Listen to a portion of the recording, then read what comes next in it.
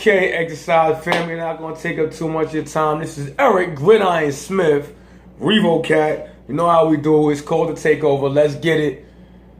You know what I'm saying? Let's get it. Bracelets, stuff like that. Wristbands. Not bracelets.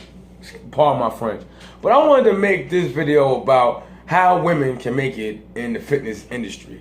And the misconception that we have is that they gotta be rough and tough. Like, you go to the gym, you see females looking like they want to be like the dudes. They got the fitted hats on. No problem with that. That's what's up. They want to have that same type of demeanor. Like in the bodybuilding industry, they want to eat the same damn donuts and have the same macros, and they just want to be like, I'm one of the boys. No. Because we're looking at you like you're following us. You know what I'm saying? Like, we have this concept of don't follow other trainers. That's why a lot of men are so successful. Women, you are successful in yourself. You just gotta have that type of enthusiasm. Let's be honest with you. Ain't nobody worried about lifting no 5-pound weights. It's not gonna do anything. You think all these brand new, spanking new workouts that you're doing, you think that people want to do that. You want to create something that's going to break somebody's neck. You're fit. You are fit. It's not your job to find the next best thing to do. You're fit. You have to reach a crowd that is not fit. Let's be honest. If you're trying to make it in the fitness industry, I'm not talking about people who just showing off. Because when I see all these people making up these new moves, these new bullshit moves, I look at it and say, oh, you're showing off. Because I can do a move that I know you can't do.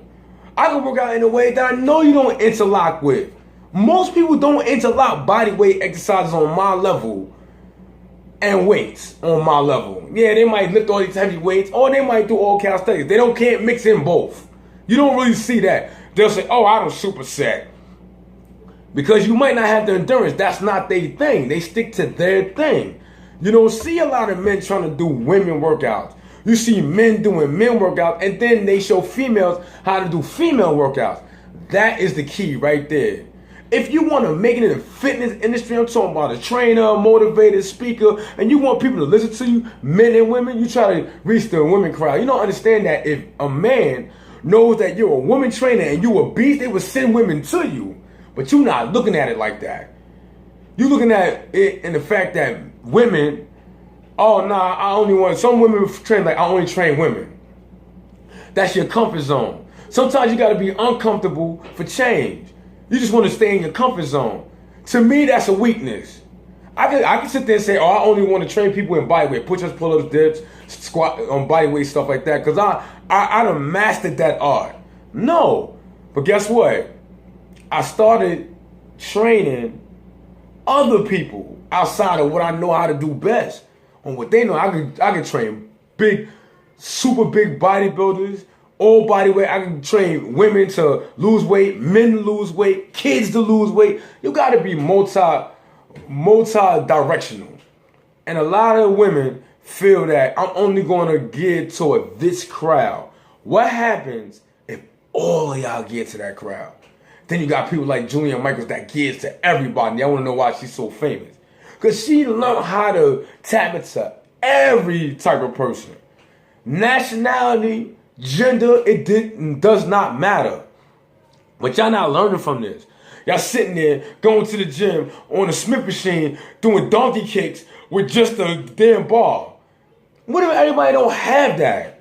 So it is back to basics. Because you can do all this fancy bullshit, and then I'll come and train y'all on some basic shit. And you be like, this is too much. But you want to sit there and do a box squat with a dumbbell, with a barbell on your neck and tell females, yeah, you should do this. This is some new stuff. Some stupid skater stuff. Like, a lot of them moves. See, a lot of y'all are already fit and you've been through the trenches. Y'all not showing them how to get to where y'all are. That's where you're missing out on. That aspect right there. You got to tap into the wide market. That's when you're not respect. I mean, yeah. Do you want the respect that guys get in the fitness industry? 9 times out of 10, yeah. But you gotta show people what to do. and how to get there, and you gotta convince everyone.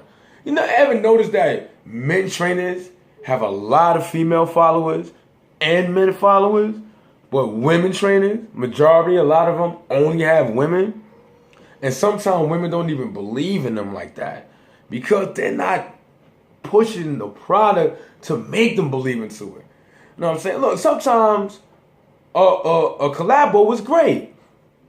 You sitting there working out with a dude that's a beast, like myself, and then you get them props. For instance, I had a female that kicked my ass in a cycling class. There was only 6 of us when I went there. This morning when I went, oh my goodness, the whole class was packed. You know why? It was a collabo. I gave her props because she didn't get toward just the women. She get toward everybody. Put the video out there. It was only a 54-second video. She kicked my ass. Because I don't give people props. If she wouldn't have kicked my ass, I would have never put it out there like that. She kicked my ass. Guess what? Class was packed. It's accomplished. She had the most packed cycling class in the Richmond area because, why?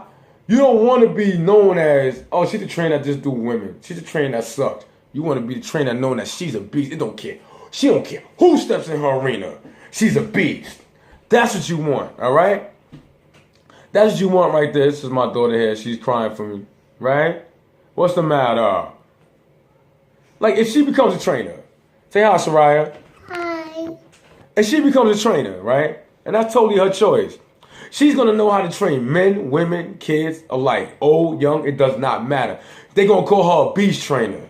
And they're going to say, oh, she's one of the trainers that, or like they do shows.